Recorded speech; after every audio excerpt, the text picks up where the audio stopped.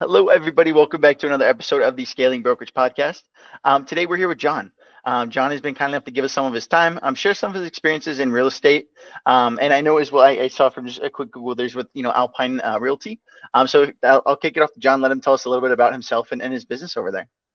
Okay, so my name is John Krolick. I'm the founder of Alpine Realty International. I've been in this business for 35 years. First licensed back in Pennsylvania in 1989 while going to college at Penn State. My degree was going to be in engineering, and somehow I found myself owning a real estate company. But it worked out really well. I do much better than if I would have had a career in engineering. I've been in this industry long enough to find out that it's very profitable to be involved with your local government. My wife was a former trustee for our general improvement district. I served 10 years as a judge for our county board of equalization, which is the board that does property valuations for taxation purposes. It's an Oh, appeals board. And then I also founded in 2008 the international side of the business, where I work with foreign nationals that are looking to invest in the U.S., or U.S. citizens looking to retire abroad or have properties overseas for vacation purposes. But go ahead with your next question. oh, absolutely, and that is a very unique niche, in the market.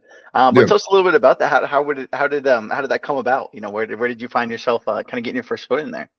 Well, a lot of it came about by necessity and learning as you go. Um, I came into the industry, in Pennsylvania, working for a Century 21 office. During that time, I noticed the most successful companies in the area were privately owned companies, not national franchises.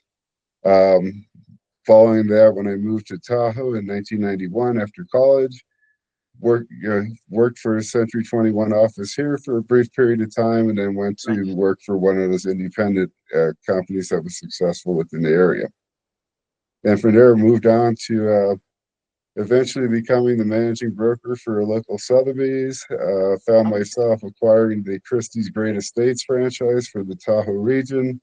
And then eventually in 2008, developing my own flag, which is the Alpine Realty International name brand.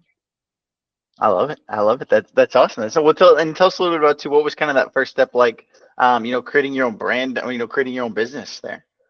Uh, it really comes down to necessity and situation awareness and looking for the opportunity that presents itself. I I have no idea how I got where I am, except for I've always been innovative and creative, and I think that's what has brought me through numerous challenging times in the real estate field. When I was in high school, I remember the high interest rates. Even when I was in college, it was still rates in the 11 and a half, Oh, 12%. jeez. And then when '08 hit, you know, those things you expect to be short term. '08 was something we never seen before, where nobody was lending, Yeah. interest rates were still dropping, and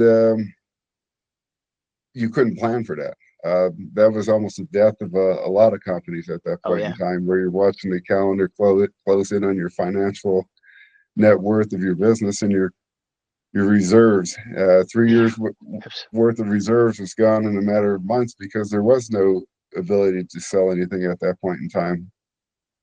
Don't want to abs- ever see that again. Nobody could have No, I ever have. planned for it, what took place there. That was a one-off that was artificially created by our government getting involved with uh, making the lending process too simple. Yeah, absolutely, absolutely. And I know many other brokerage owners, been on the podcast. I mentioned, that was a definitely a very tough time, for owning a brokerage, whether you were a real estate agent getting started or maybe weren't in the market yet, like myself, right? But they definitely affected, everybody, past real estate, even, families looking to buy a home, families looking to sell their home, families trying to move states. It affected everybody in that time, most definitely. But no, I am and glad to see that obviously, made it through the other side of that. We're Yeah. still able to, obviously maybe have enough saved up and enough, to continue on to make it through that, couple years where it was really, not a lot to do in real estate. Hmm. Um, And that's where we're in '08, where I came up with the idea of getting involved with the international real estate side. Oh, really? Uh, Okay. Looking at Tahoe, it's one of the 100 most recognized places in the world. Um, that was when I was a judge for the board equalization. So sitting there looking at who owns property within the county, I found that over 180 foreign nationals own property within this region, and none of my competitors were reaching that market. So that was the catalyst necessary to save my company, and it worked out really well. So it's managed to, once you get involved with that, it becomes a lifestyle. It's taken me to 57 different countries at this Oh, oh man. Oh man, that's awesome. point. You're gonna travel almost. I was at the fifth or sixth of them, and I guess now, right? So you can kind of. Yeah. Oh, So that's awesome. the organization I belong to, it's open to just about any country that wants to explore that aspect of real estate. It's got different facets between brokers, attorneys, architects, property managers. It covers all aspects of real estate. So some of the countries that are associated with the group don't really cross over to U.S. Yeah, citizens or vice versa investing in gotcha. this country. But um, like I said, it opened a lot of doors and really brought a new prospect of real estate to me. I love it. I love it. Well, and to kind of switch gears a little bit, do you do anything on the like marketing on lead gen side to get yourself out there, get in front of more of those buyers, whether they be looking to move international or move to the United States? Um, there's several websites we've used over the past, but we found that they're not as successful as one would think. It's the physical interaction with people in another country, in another market, that seems to be the most successful way to generate Oh on that aspect. Yeah. It's just like locally, nothing beats the MLS for getting the property out there, and then with the yeah, streams out to and branches off to is what really generates those leads for your local market. yeah. Absolutely, no, absolutely, and yeah. That's I know. Most people now that are buying homes, looking at homes, they do a lot of the work themselves. As far as Right. picking and selecting and at least narrowing down, maybe our selection. So yeah, that is definitely one plus side to getting the word out there, getting our name, our face, our company, our listing, in front of people. Is you never know what that could lead to for us. So no, definitely agree with you there. But with that in mind, I'll make the comment that I was looking for a property, a vacation property for myself in Florida, and Oh, using really? all those tools that are available to the public. After a couple hours, I got so frustrated that I ended up calling up a real estate brokerage. Well, yeah, and Because I yeah, take it. if you don't have the professional tools, it's like because you know what you could accomplish in a shorter period of time. So yeah, the buyer goes out, finds what they like and where they want to be. They could only get so far. It's like Yeah, then the true frustrations and the local laws and all the other aspects of the value that we bring to the industry yeah, start to apply. kick in, right? Mhm. Uh, I said all starts to kick in, right? Correct. Yep. Awesome, awesome. Well, and do you do anything? Do you guys do anything on recruiting? Do you guys recruit any other agents in your market internationally, anything like that? We're not actively recruiting because I'm not a training broker. Years Okay. ago, I went through all that. Now it's a matter of how much time you have in a day. We always are open to people that have 5 years experience or greater that, I could definitely help them, show them how to close more complicated deals because I have a background in commercial real estate. We deal with, Tahoe, very high end real estate. Yeah. So solving the complexities of those more complicated transactions, we're definitely here for that agent looking to move their career forward. As for track homes, we don't really get into that market except for we have uh, acquired and sold land to track home developers. I love it. I love it. I love it. Well, yeah, and I mean, so you do a little bit of everything, right? Being, I grow have done commercial deals in the past. Doing residential, doing international deals. Kind of a little bit of a mix of everything, right? Correct. And property management, my wife runs the property management side of the Oh, country awesome. company, and that was a necessity. It's like that's one of the tools that had that steady income stream that's recession proof in order to carry Yeah. you through something like what happened in '08. Um, yeah, that's Yeah, having those ancillary businesses can be, yeah, especially, if we fall in tough times, but, mm, just in general, those ancillary businesses like, right. property management, title, mortgage, having those, some states not available, but having those, when we can, it can be a huge uptick, for our monthly income or monthly revenue generated. Yeah. Can really help us out in the long run, most definitely. Especially being in a resort market that's very seasonal. If you're not diversified and don't have other income streams to offset ups and downs in the market, I think that's what washes a lot of brokerages out of this area Yeah. is the lack to survive that next what is it Next going to month be? or yeah, yeah. No, I understand. I understand. Mm. Well, awesome, awesome. Well, John, tell us a little bit about what is. I mean, the future this year is kicking off pretty fast here. What would you like to look back, at the end of this year and see yourself have accomplished, have done this year? Uh, it's a good question. I haven't really thought long term like that. I think we're on course to have a, a good year in respect that people are adjusting to the fact that interest rates are going to be pretty stable where they are for Yeah, the next year or two. There may be a little bit up or a little bit of down, but we're not going to see low interest like rates like we did 3 years ago.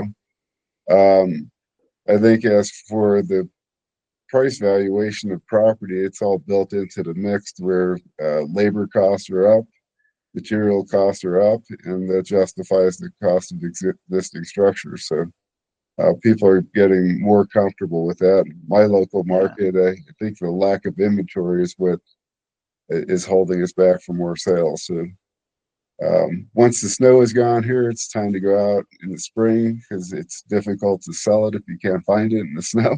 So right, the right. listing season's coming, and it should be very productive. Having inventory going forward. That's awesome. That's awesome. Hey, and definitely, looking forward to all that snow melting away, getting a little busier. That'll be great. Well, What And I know this year, and with it already being a couple months or almost 3 months in, mhm. it was a little bit more short term. Do you have any? I know you mentioned maybe a daughter in college. She maybe wanting to take over the business one day. Did you have any goals like that maybe a little bit more long term, like over the next 5 years or so? Well, that's the thing about a real estate brokerage. The value is the goodwill of the people that own it. Yeah.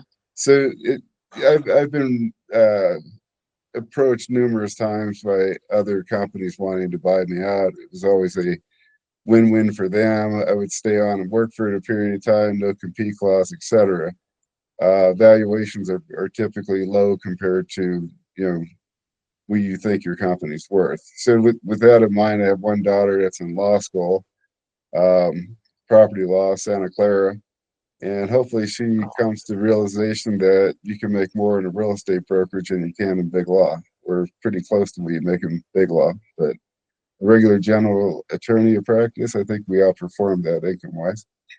yeah, yeah, and I understand with the stress involved too. I can imagine might be worth the trade off. Even if there's a little bit of a difference. That is one of the things I wish I went to law school instead of mechanical engineering, but I think the mindset is the same. It's like law school teaches you to be a good problem solver. Engineering is the same thing. It gives Yeah. you the Oh skill yeah. to succeed well in business world. Yeah, absolutely. Yeah, and those are good for just day to day life. But yeah, no, especially in the Mhm. business world as well, in real estate to be specific. Those problem solving and be able to thinking on your feet and having a quick answer. That's all tools that we need to have in real estate. So definitely agree with you there. Well, awesome, awesome. Tell us, John, where can the people find you? I mean, if they're interested in anything that you spoke about, maybe looking for a vacation home, maybe looking to make the move to the United States. How can they get in touch with you? We have a website, alpinerealtyinternational.com, or my personal cell phone, 775-741-0779. And we're easy to find in Incline Village, which is premium community North Lake Tahoe. It's kind of like buying into a country club. We have our own private I like it. beaches, two golf Oh, really? courses, a ski area. It has everything you'd expect in a country club, but most of it is paid for by your tax dollars. There's a rec fee that's associated with your taxes that pays for those amenities. And Oh, that's awesome. the when I moved here in '91, the saying was the the billionaires are pushing out the millionaires, and that fact is still true. Last I looked, our average selling price here is 1.8 million. Oh man. And that's just a drop in the bucket compared to the price of some of the waterfront homes that are north of 40 million. It's a Oh man. it's an amazing market. You have to go to Monaco to find more expensive real estate. Yeah, yeah, no, and I mean we're in the Phoenix area in Arizona, so I Lake Tahoe not too far away. Right. But no, definitely familiar. I did the average listing price. I wasn't aware it was that high. But I can imagine, I can see why as well. I mean, some of the homes out there are beautiful homes, and having that right on the water as well. Mm. I can imagine that, but that is definitely a good market to be a real estate agent or be a broker in. So. But I could attest to the fact that we have a great public school system. Like I said, one daughter ended up in law school, and the other daughter's working on a PhD in neuroscience. So, Oh, awesome. Hey, and that's awesome. and, and some of the programs the school offers, one was like We the People, competes nationally. Um, when the law school daughter was in school, she her group took third in the nation on their question. So that's pretty impressive for just a small high school in the middle of nowhere. Yeah, no, hey, absolutely, absolutely. That is very impressive. That's awesome. No, definitely. I mean, speaks volumes too. Helps the price of real estate in the area when we have a good schooling system.